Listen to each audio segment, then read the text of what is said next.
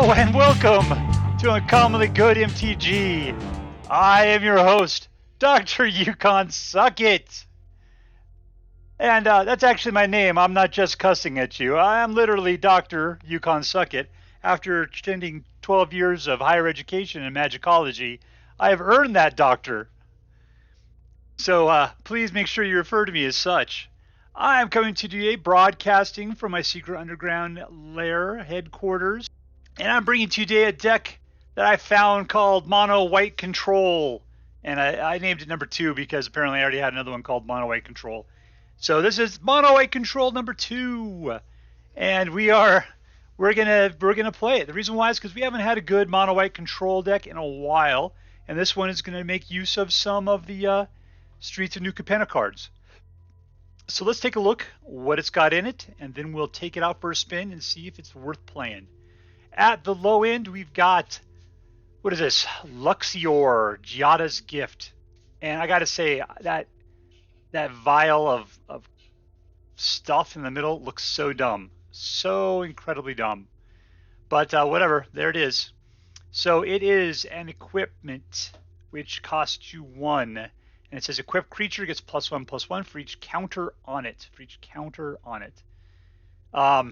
Equipped permanent isn't a planeswalker and is a creature in addition to its other types.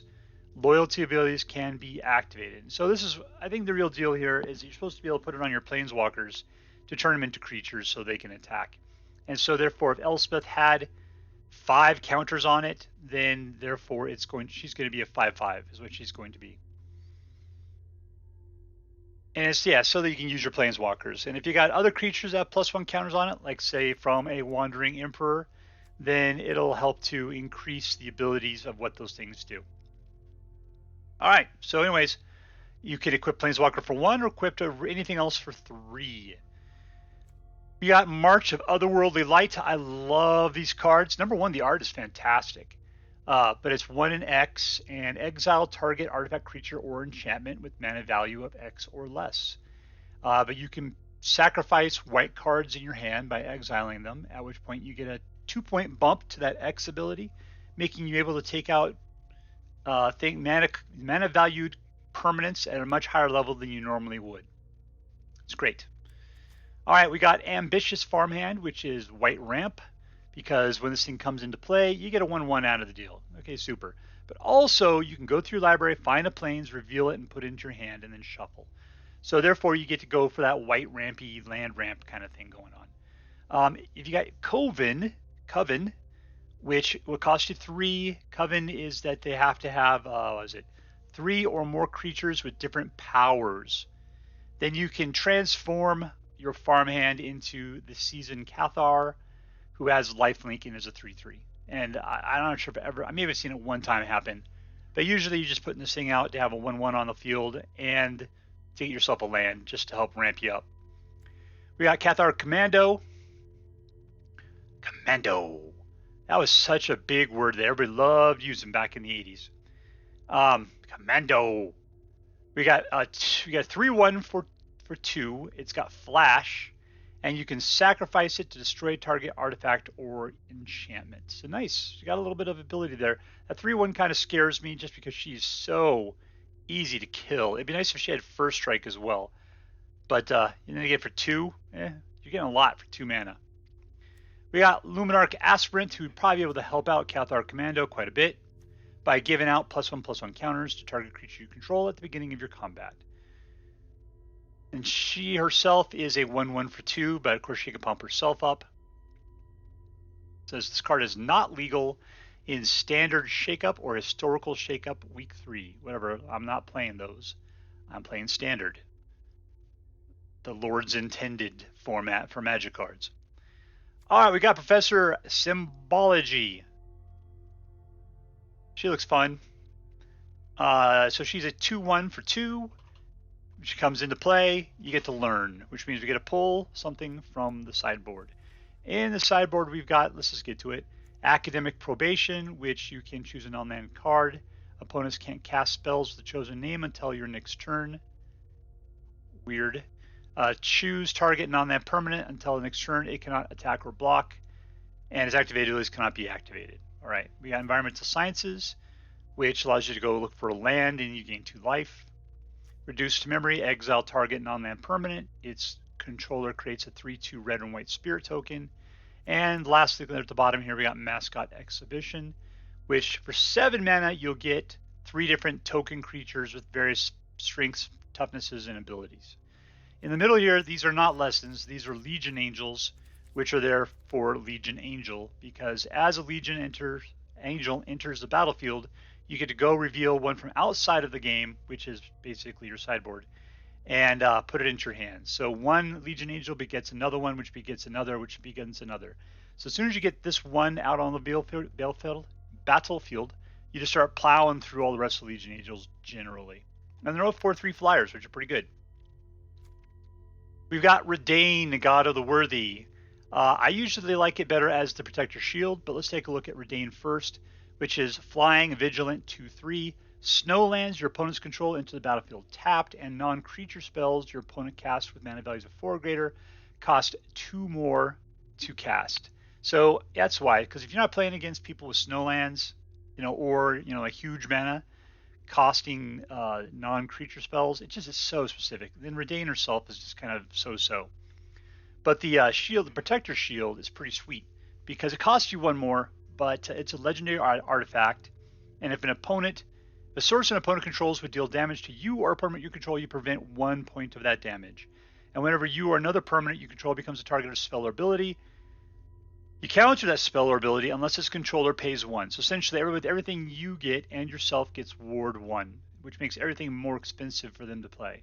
And that whole prevent 1 point of damage makes all of the things with 1 for toughness completely useless.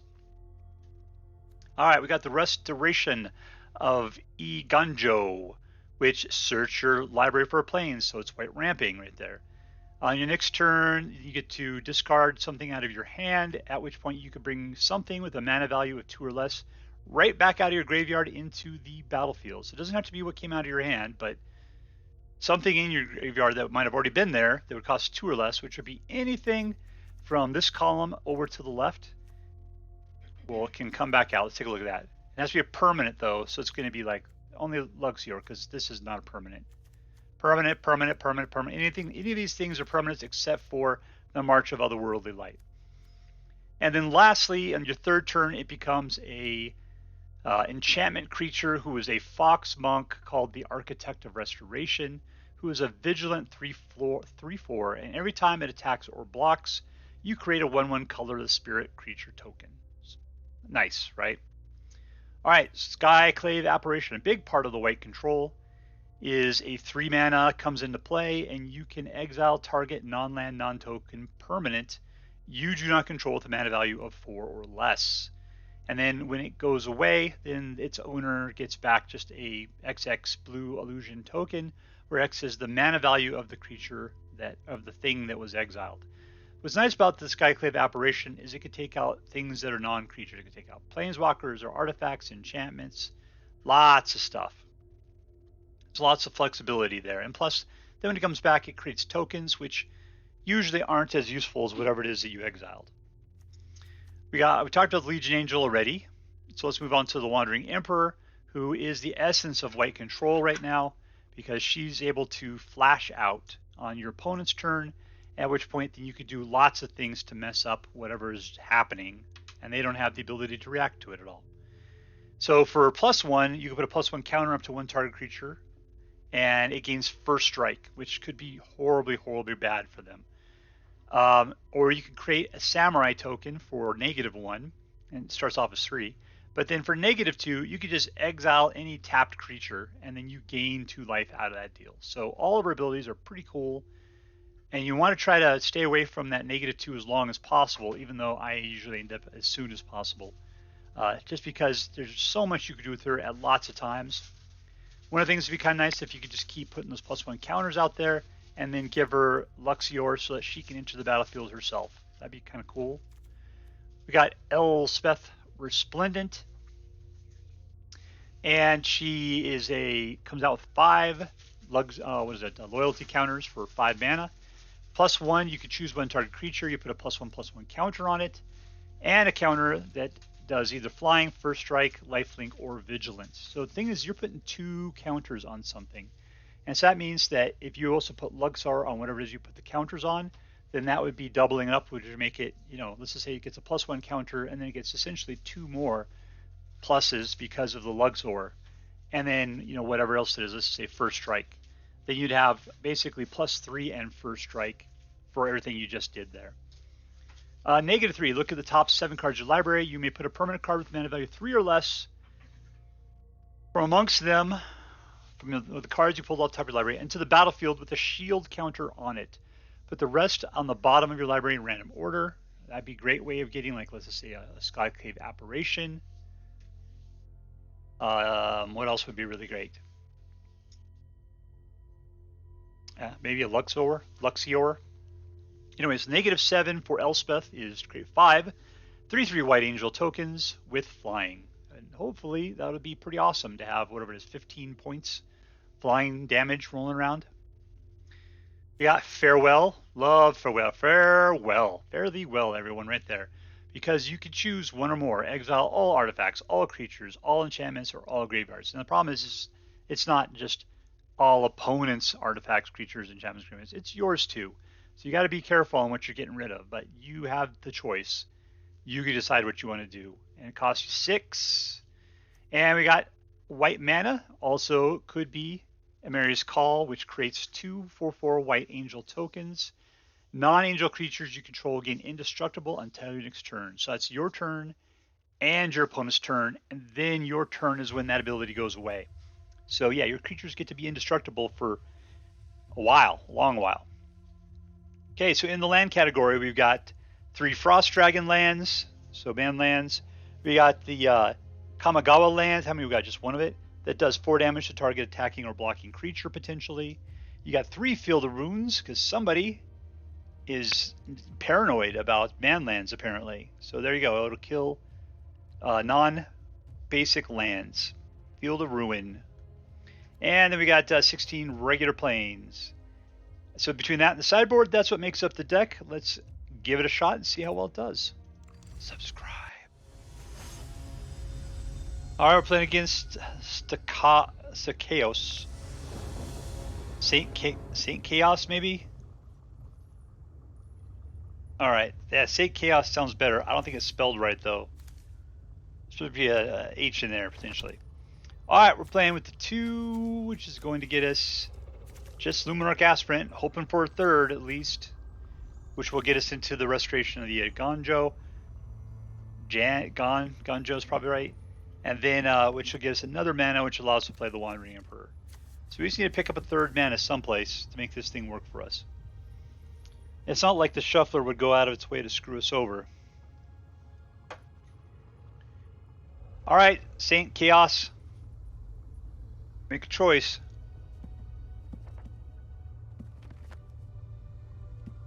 Let's see, at this point, I'm going to flip over to the battlefield and start messing around with things. We can push on his book a bunch. There we go. Let's keep it. That thing is rude. We did not get a 3rd land yet. We do have 2 Wandering Emperors.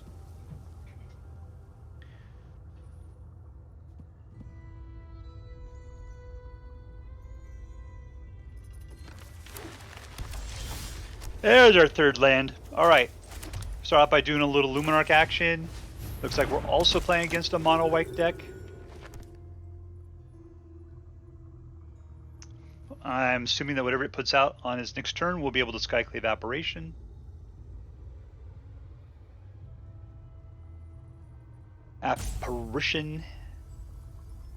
Poke a dragon in the eye. Look out! He's waking up!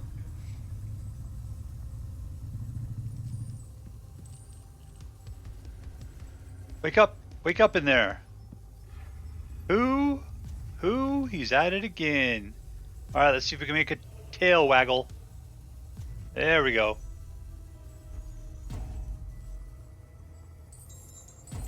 I'm gonna find your precious. Boy, Saint Chaos has got some issues. Well, apparently he's not casting anything. Oh, okay, this is his turn, finally.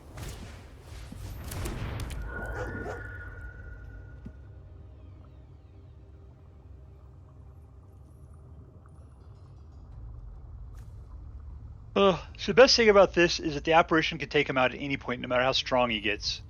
So I think I'm going to go straight to Ian Gonjo on this next turn here.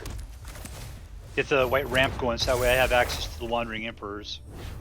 Well, I think I'll choose this land.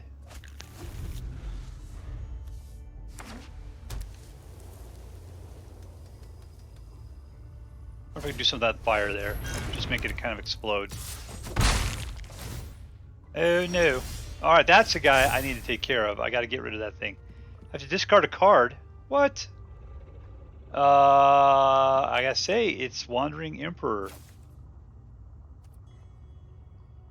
Nope, I'll get rid of this one right there. Oh, we're playing a different game. I'm sorry. Boy, I was completely off. I was spending too much time thinking about other things.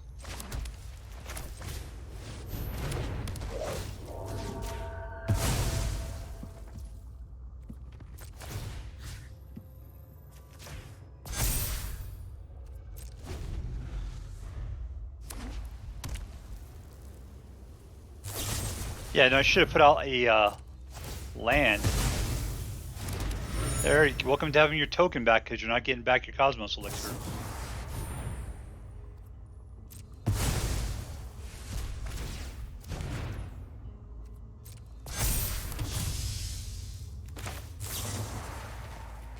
Pay 0, confirm 0, submit 0, take out the token.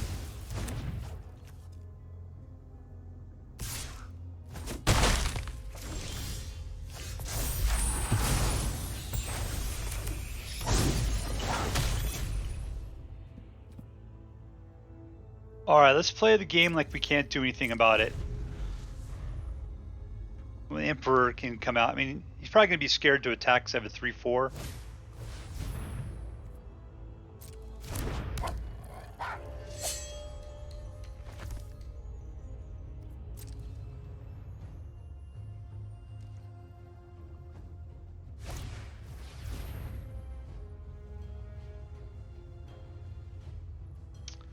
Not much I could do about that.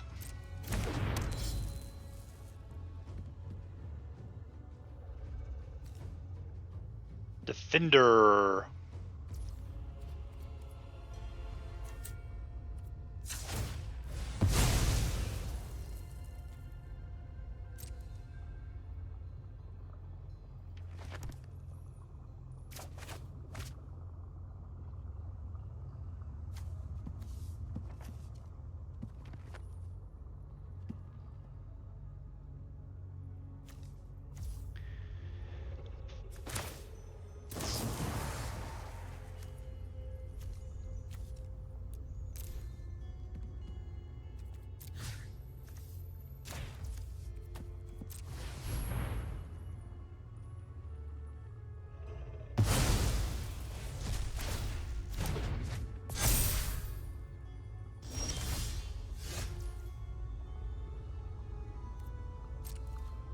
Let's see if he'll take the bait.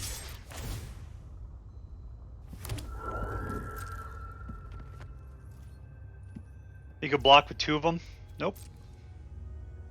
And then he'll come at me next turn, and then we'll spring the Wandering Emperor on him. I am playing way too much into this Wandering Emperor game. I can't do much about that. Well, it's like 3 of my dudes he's killed with those things.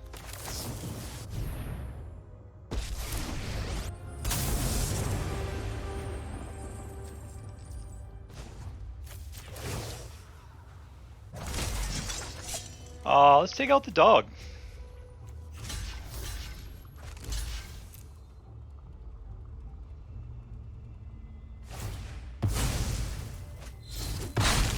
Well, I guess we didn't have much of a choice.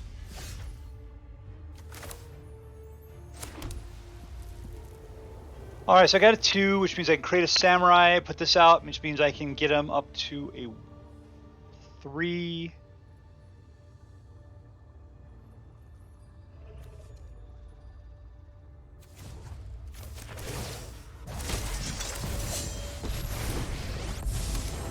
Super. No, not you. Stupid, stupid, stupid.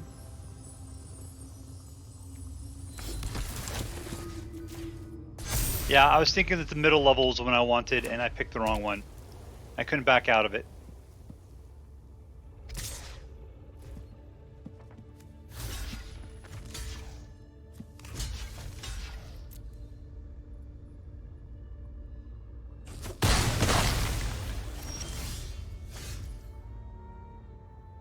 Alright, so let's see what can I do for 2 here. I can put out a land. I can put out a Professora de Symbology. And we got 1, 2. I got plenty enough to do this eventually. So let's go ahead and pop you. We're going to give you lifelink because there's nothing to block you right now. And you're going to gain some other great stuff at the moment. And let's go.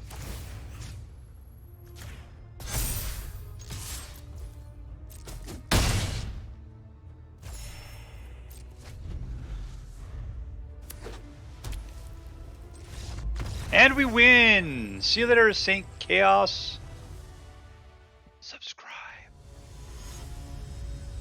Alright, playing against Rumpec 3. That is an interesting name. Alright, we got 3 mana. Let's keep it. Rumpec.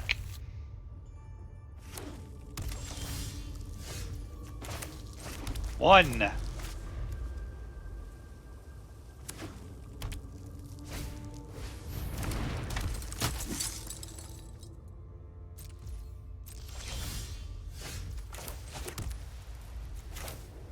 Two.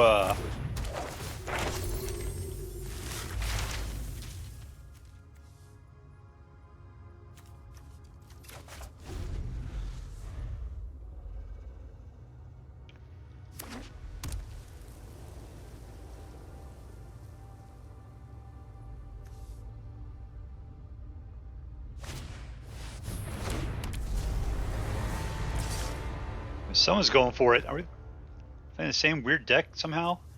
No blocks. I only got first strike there, my friend. 3.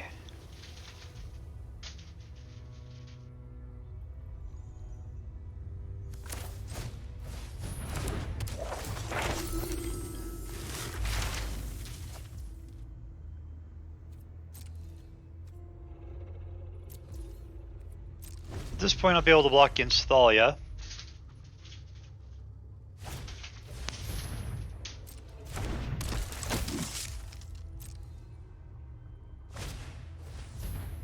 Man, just keep slapping it down, right? Past the blockers.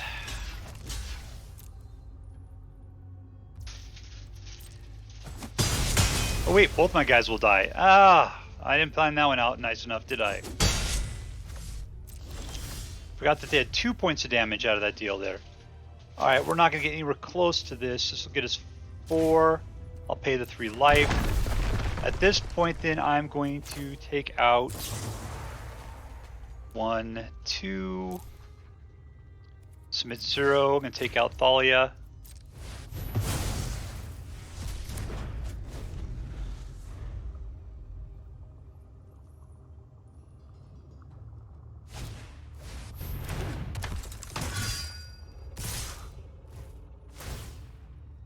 Come on, white control. What I really need is a farewell here pretty quick. Of course, I'm not going to be able to make it to 6 mana.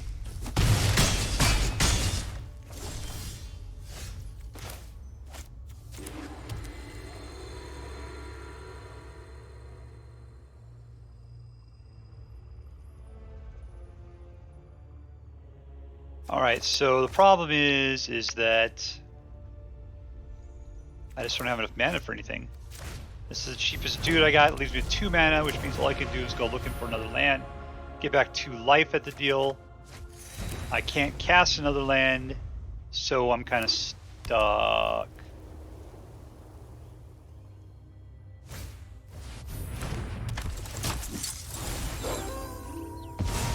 And we're dead.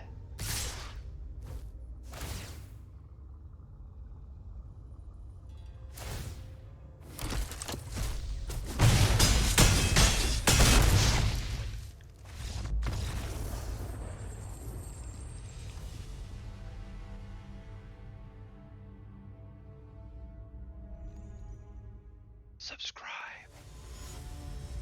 Alright, we're playing against Ninja of Steel. On a vampire dude, on Soren. Alright, I got 3 mana with the ability to get a 4th mana and a 5th mana. Let's keep it.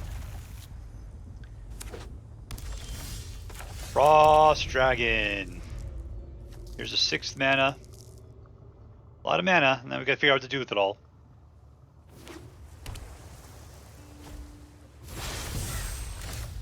And another mana. Let's go ahead and go fishing for that next mana.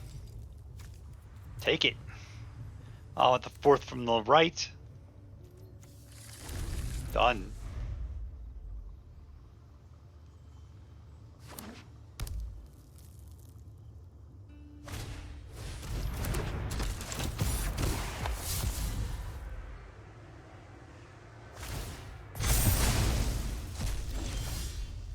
Where's all my control at, right?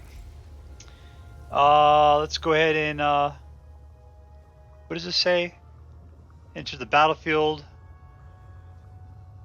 Okay, let's go ahead and, pump her up. So we can take out that other one. Let's say no attacks. Let's see, mana. Mana.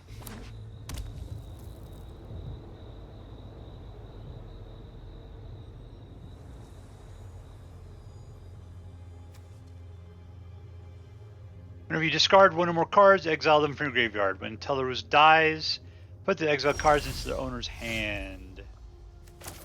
Here's number 4. We got ourselves a Legion Angel, ladies and gentlemen.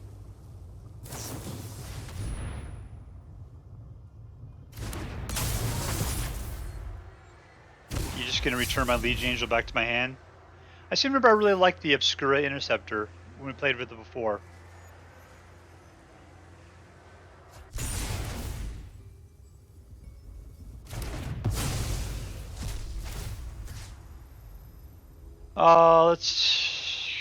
They can both be taken out. Here, let's pump you up again. No attacks.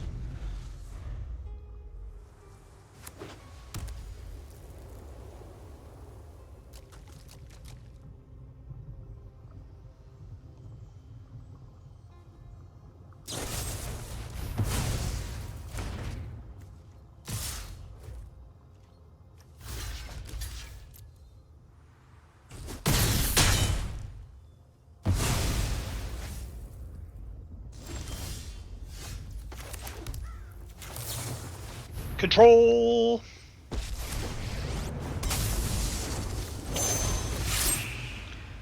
Swipe! Who's the Ninja of Steel now? Of course, you're just gonna get another one back, right? I don't know what just happened there.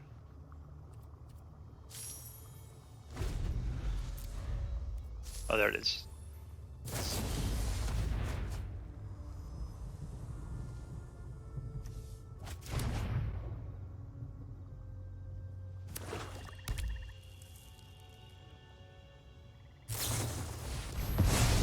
How dare you? Alright, let's see. Let's play this. Go get our next Legion Angel. Do I really need to have another land? I got 5, this would be 6. No, I think we're cool. I'd really like to be able to get those Emeria's Call going. I just need to get 2 more mana to be able to play it though.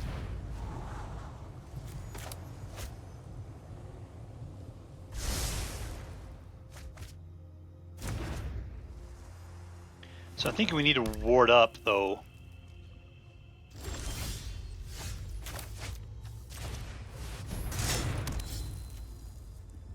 Alright, I'm gonna go for this.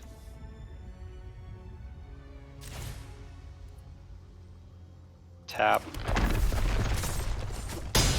Alright.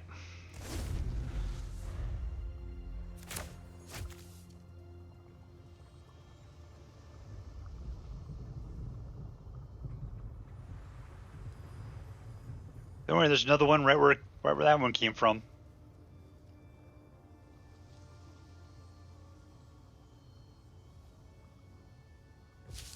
Let's see what your plant does.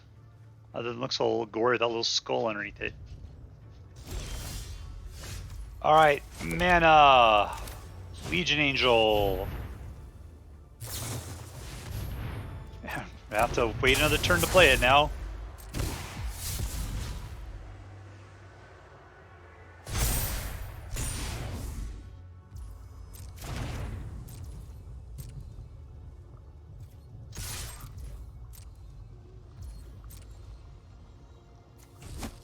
Alright, so that chick's got flash. That means we're going to wait until his turn. When she tries to play her against me, I'll flash it out for a little murder, death, kill. Murder, death, kill. There it comes. Flash! He's got lots of mana available.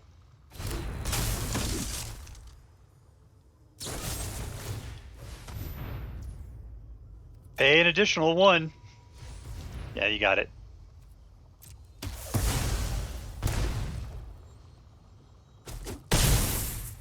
Alright, take your 4 pits of life back. You got only 2 cards in your hand. I don't know what you're going to do with them all. Draw more. Okay.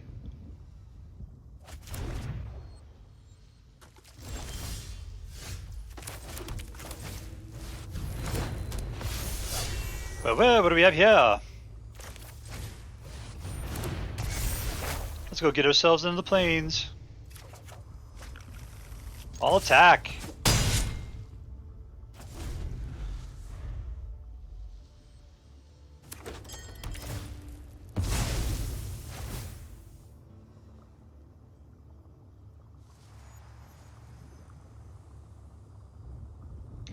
So here's the question. Should I block the Obscura with an Angel?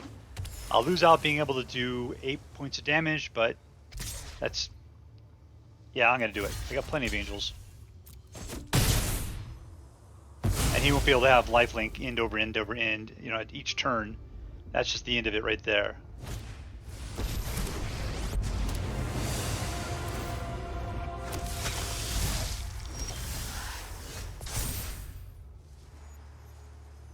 Let's see, do we got anything in here that's 2? Ooh, looks like I got some good stuff for that. Let's go ahead and, what do we have to get rid of here? Land. What am I bringing out? Destroy artifact.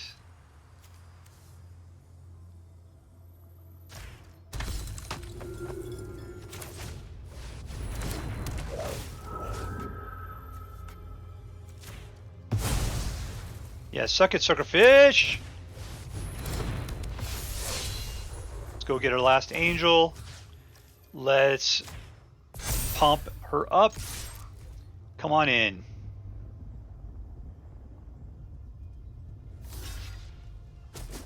Alright, you got your 2 life. What am I rocking now? 9, 10, 11, 12? Time for a board wipe? I think he's waiting for my stuff to pop before he wipes the board.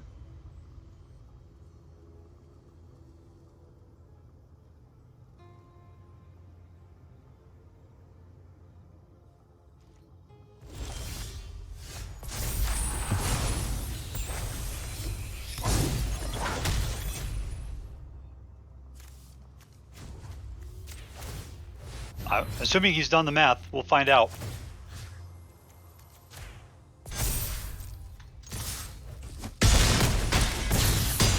Oh, not enough.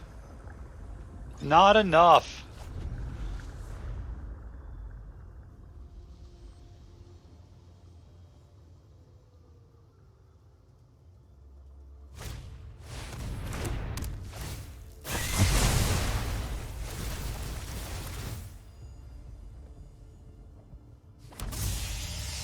It's back up to 6.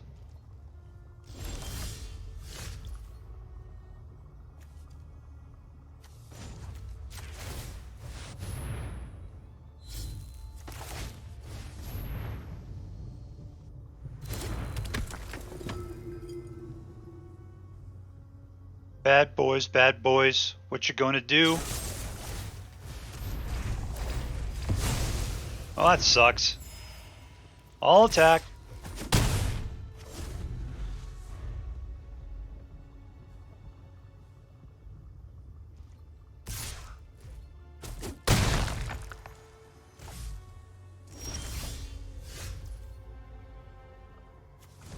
I just gotta feel like this is the quickest thing for me to do. Just gotta keep up that pressure.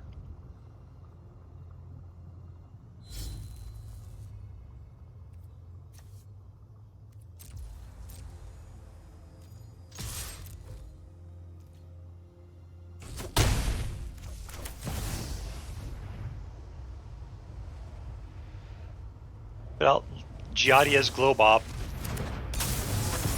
Alright, whatever. Oh, not a life linker. Or life, yeah. That sucks.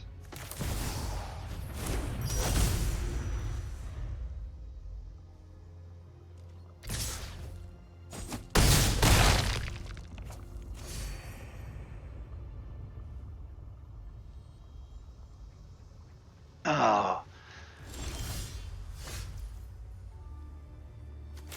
Alright, here's a Legion Angel. That thing cost me 0.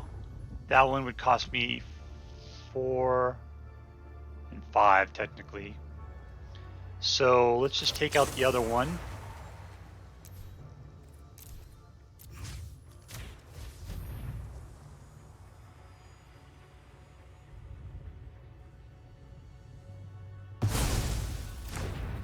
And we'll put out a Professor, who should be able to block the Obscura.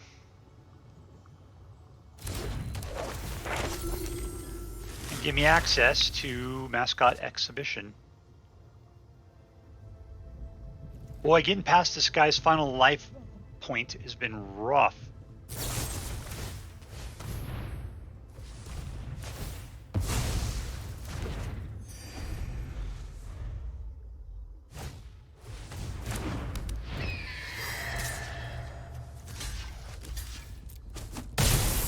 There's 4 more for him. He's back up to 8. That's right, because then they deal 1 less damage for each of the creatures. What's this guy just a thing?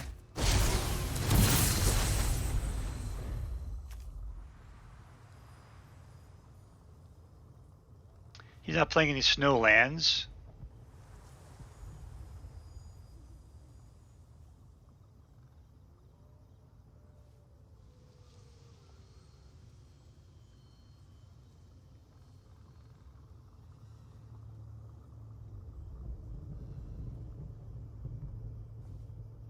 Let's go Ninja of Steel. You got 1 card. Play it or don't. You got plenty of mana.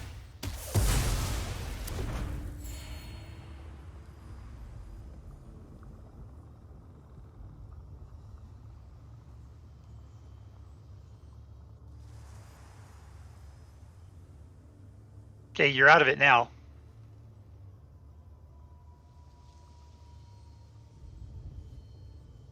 What does this guy do? Whenever a player casts their second spell, he can knives, huh?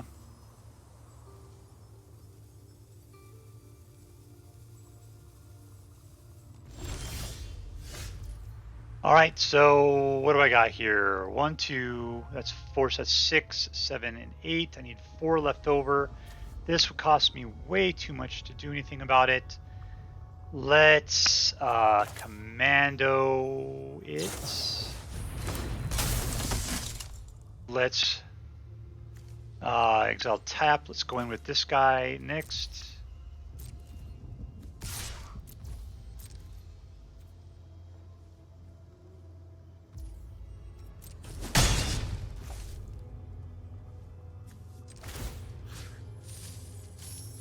A little too high.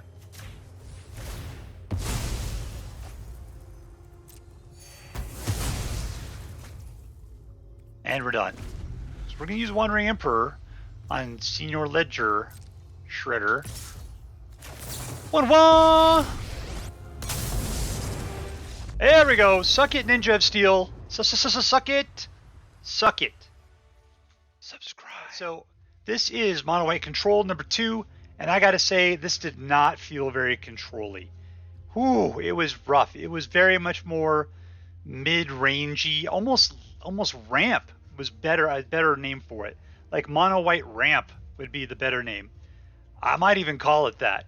I mean, let's go back and just count. It could just be that the card draw, the shuffler was giving me the wrong cards at the wrong time.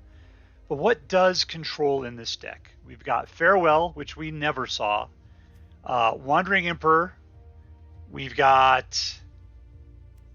Skyclave Apparition. We got March of Otherworldly Light. And I guess you can say Cathar Commando because it'll take out artifacts or enchantments. It's weak sauce. I guess the big thing is that there's that the one that he was using on me all the time. I don't know what that thing's called. The white creature destruction that gives them the ability to investigate. That's usually what you see in a good mono white control deck to just do some sort of creature kill. Yeah. But see, this deck had so much ramp, I felt like, between Ambitious Farmhand and the Restoration of Inganjo. We were just picking up lands willy-nilly, just all the time. Which is funny because when I really wanted it, I had a really hard time getting to 7. So it's like just enough mana to like not need it, but not enough to actually do what I wanted to do with it. It was a weird situation. The deck did fight hard. It did do its thing. Let's see. What is in here that actually did well? I mean, like this, we didn't get a chance to use it on any of our planeswalkers. It would have been cool to have seen it. It didn't happen. March of Otherworldly Light is space awesome, and I would highly recommend it. I thought it was great. What I like best is when you could take out token creatures for 0, right? So it's just 1 mana and that thing is exiled, gone. Ambitious Farmhand, I mean, it's white ramp. You get practically nothing out of it, and you never get to turn it into a Cathar.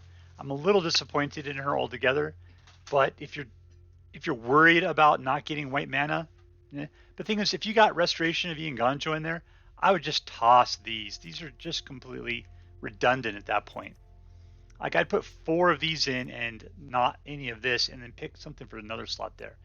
Now, Cathar Commando I thought was actually really good, being that you can flash it in and use that 3 points to pretty much murder anybody. She's gonna die, but it's a 2 mana control card almost if you can get somebody to attack, and you're gonna get that. Plus, then if not, you still have the ability to put it out, pay 1, and then destroy target artifact or enchantment. Really, I think that Cathar Commando looks like a creature, but in reality, she's more of just control. But you have to play her right to do so. She's creature removal with that 3. Lumark Aspirant, it's a white deck, of course. Lumark Aspirant has to be in there. Professor of Symbology is great because it allows you to have and use a sideboard. Get those lessons and guaranteed to be able to go get it and bring it out and use it. It gives you so much more. It allows us to have a 60 card deck that's nice and tight, but then have usually 7 additional cards you can pick from based upon your need at that particular moment. So Professor Symbology should be in any white deck that you're playing because it's just really good. So here's Elspeth. Was Elspeth great? I thought so. I really liked putting that +1 counter and we got a shield from somewhere. I forget from where. Oh, it was because of her middle ability. Because I picked the Lumark Aspirant and then I brought it out and put that out with a shield on it. And then I was able to next turn put the extra thing on, giving her whatever it was, First Strike or Lifelink or something. I think it was Lifelink. And a +1/+1 counter. So I actually really liked what Elspeth was capable of doing. I remember when we first talked about Elspeth a long time ago, before New Canada came out, we thought that her first 2 abilities kind of were stupid. But in reality, I really liked them. I thought they were really good. Legion Angel was fantastic this time. Once again, Legion Angel is definitely in my wheelhouse. Just that unending pressure from turn after turn. If they don't have the ability to just wipe them out, then they're toast. Like the interesting thing also though is because they keep coming, you're going to get 4 of them probably. If you get 1, you're going to get 4. Your opponent's going to wait until they get a critical mass of Legion Angels out on the board. before they try to wipe them out, because like, man, why now when I'm going to have one or two more out in just a turn or two? So it actually gives you more time because they end up delaying. Wandering Emperor was awesome. I always get tricked. I always think I can play Emeria's Call, but just use it as a land. If you don't, literally, if you're not pulling this when you have 7 mana already, just put it down, because you're not going to get Emeria's Call out of the deal. It's just almost never going to happen. The Frost Dragon is your go-to. I'm going to be so disappointed when man lands are gone. Hopefully, because this comes from the Forgotten Realms set, which I think was a summer set. I don't know whether it's going to rotate out at September or not. That would be disappointing, because I love man lands. I really do. I know some people hate man lands and think they should all be banned, but I love them, and I think that they're great. So I'd say this deck did not feel like mono white control. There definitely was some there. It was definitely felt to me like mono white ramp or mono white mid range. That'd be the best thing I said. There was definitely some control to it, but it didn't feel as control-y as control should be. Was this a fun deck? Yeah. Was it a winning deck? It did very well. Is it competitive? Yeah, probably not. You know, you're not going to be taking this to the top of the Mythic charts. I mean, I don't know. I really doubt it. But it's a well put together deck. Let's do a quick count. Let's just see if we got some place in here that breaks it down by its types. Nope, I don't see it in there anywhere. Let's do a quick count here. So Mythic Rare, Mythic Rare, Mythic Rare, Rare, Rare, Rare, Rare, Rare, Mythic, Rare. This thing is littered. It's not in any way a budget deck at all. It is like 90% rares and mythic rares, and there's a lot of mythics in here too. So it's going to be one of those decks that if you have the cards, you can put it together, but otherwise you're going to be saving for a while to be able to put it out. And I'd say don't worry about Emeria's Call. It's so hard to get to it. You'd think with the ramp you would be able to get to it, but it's not. It just doesn't happen. It doesn't happen. In fact, I'd probably take these guys out and put in 2 more Farewells just so you had more access to Farewells. It seems much more likely that you'd be able to get to that 6 and then be able to use this ability. Because, I mean, you really want to use like a Doomscar in this deck, and there was none of that. So, man, I don't know. Yeah, I feel like this was false advertising calling it a control deck. But anyways, it was still good. It was still fun. It was not control. So I hope you end up having as good a time with this deck as I did. In the words of the Daily Dose of Internet, that's the end of this video. I really hope you enjoyed, and I'll see you guys very, very soon. Later.